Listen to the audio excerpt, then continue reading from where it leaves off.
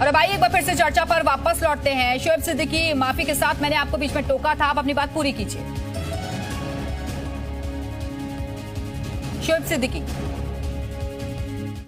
जी जी, मैं कह रहा हूं मैडम, पहले मैंने बात कही थी कि संविधान से बड़ा कोई नहीं है। चूंकि हाईकोर्ट ने फैसला दिया है तो सर आंखों पर है। लेकिन देखिए, मंदरेआम पे बात ये आ रही, जैसे अभी धर्मगुरु जी ने हमारे एक बात बताई कि मदरसों में इस तरह की बातें चलाई जाती हैं। देखिए, कोई भी मजहब हो, वो अपने कोई भी धर्म हो, वो अपनी बात रखता है। अगर कोई भी, आप देखिए, अब इन्होंने जैसे बात कही कि मदरसों में सिर्फ आतंकवादी वाली बात होती है। आप बताइए, क्या मदरसों में जांचें नहीं हो रही हैं? कुरान हो, गीता हो या बाइबिल हो, आप बताइए किसी किताब में कुछ ऐसा लिखा है तो आप कि मुझे मुल्क के लिए किसी ने गलत किया जाए? आप मुझे ये बताइए कि जो मदरसे में छात्र पढ़ते हैं, क्या उनको हक नहीं है क्या और शिक्षा ग्रहण करने का? सिर्फ उनको मदरसों में जो शिक्षा दी जाती है, दीनी तालीम, बस यही मिले? क्यों वो समाज से अलग रहे? जब सभी धर्मों को एक साथ लेकर चलते हैं तो उन्हें भी तो वही तालीम मिलनी चाहिए ना।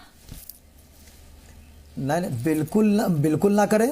और आप देखिए, मदरसों में अब साइंस, इंग्लिश, मैथ सब पढ़ाई जा रही है। ऐसा नहीं कि नहीं पढ़ाई जा रही है। इसमें मुख्यमंत्री ने अभी 1 साल पहले ही बात कही थी और मानक बनाए थे। और कई मदरसों में आप देखिए, हिंदुस्तान के 2 बड़े मदरसे हैं, नदवा है और देवबंद है। उन्होंने सरकार के मानक को माना था और आज वो काम कर रहे हैं। ट्रिपल तलाक पर देखिए 3 महीने के अंतर थे, उसको मुस्लिमों ने माना।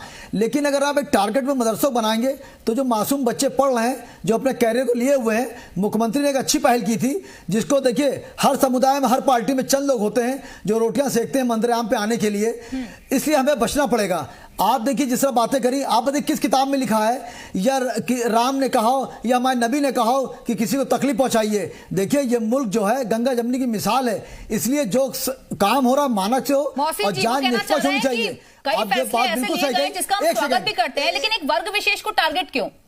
जी जी, मैं मुकम्मल भी कर लूं कहीं तो बात। जी जी, कंप्लीट कर लीजिए आप एक बार। शोएब जी, कंप्लीट कर लीजिए।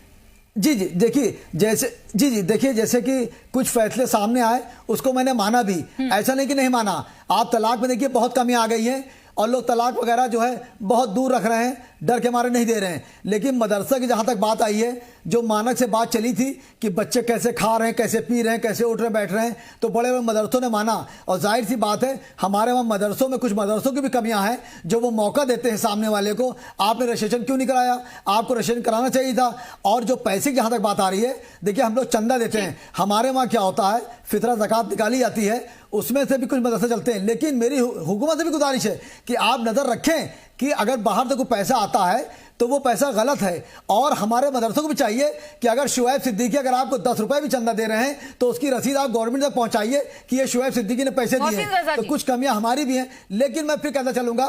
जी ठीक है, जवाब दे रहे हो। आर्य महाराज जी, आर्य आपके पास। शोएब साहब एक शरीफ आदमी है और उनसे बात करके, उनकी बातों को सुन के मैं